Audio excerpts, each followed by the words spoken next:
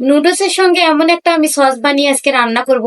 এইভাবে যদি আপনারা রান্না করে নিতে পারেন, দেখবেন যে এর স্বাদ কিন্তু পুরোই মুখে লেগে থাকবে।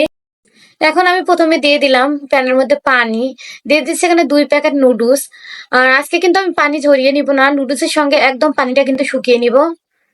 দিয়ে দিচ্ছি এখানে আমি গাজরগুলো আমি লম্বা লম্বা করে কিন্তু কেটে নিয়েছি। আর 1 প্যাকেট নুডলসের মশলাও কিন্তু আমি দিয়ে নিলাম, আর 1 প্যাকেট কিন্তু রেখে দিয়েছি, সেটা আমি পরবর্তীতে কিন্তু কাজে লাগিয়ে দিব। এখন আমি সামান্য লবণ দিয়ে নুডলসটা কিন্তু সিদ্ধ করে পানিটা শুকিয়ে নিব। একটু আমি উল্টে দিলাম। খুব সহজে কিন্তু মজার নুডলসের রেসিপিটা আপনি দেখতেই থাকুন। এইভাবে যদি বাসায় কাউকে বানিয়ে খাওয়ান, আপনার কিন্তু প্রশংসা করতে বাধ্য। আমি আবারও কিন্তু প্যানে দিয়ে দিলাম তেল, আর দিয়ে দিলাম সামান্য পেঁয়াজ, দিয়ে দিলাম আমি এখানে সামান্য আদা রসুন বাটা, দিয়ে দিচ্ছি এখানে সাদা তিল।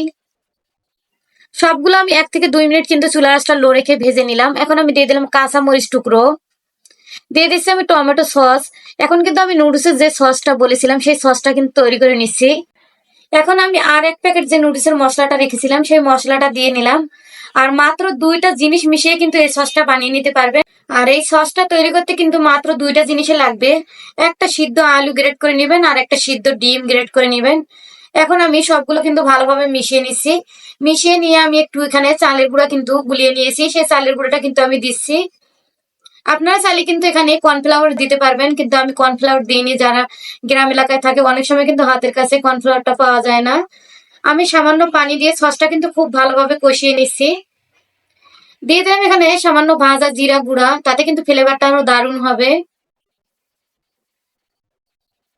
মশলাগুলো কিন্তু খুব ভালোভাবে আমার কষিয়ে নেওয়া হয়ে গেছে। এখন আমি সেই যে নুডলসটা আমি উঠিয়ে রেখেছিলাম, নুডলসটা আমি দিয়ে নিলাম। এখন আমি সবগুলো কিন্তু খুব ভালোভাবে মিক্স করে নিচ্ছি। আর চুলা আঁচটা কিন্তু আমি এ পর্যায়ে লো টু মিডিয়াম রেখেছি।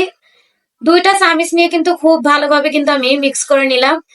দিয়ে দিলাম আমি এখানে সামান্য চিলি ফ্লেক্স। খুব সহজ ও মজার রেসিপি পেতে চাইলে আমার পেজ ও চ্যানেলটিকে কিন্তু ফলো করে রাখতে পারেন। নুডলসটা কিন্তু আমার হয়ে গেছে, এখন আমি এটা আপনাদের পরিবেশন করে কিন্তু দেখিয়ে দিব।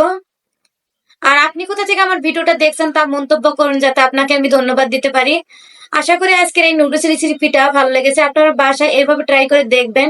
ছোট বড় সবাই কিন্তু এটা অনেক মজা করে খাবে। আর একবার যদি এইভাবে বানিয়ে নেন, এটা কিন্তু বারবারই খেতে চাইবে।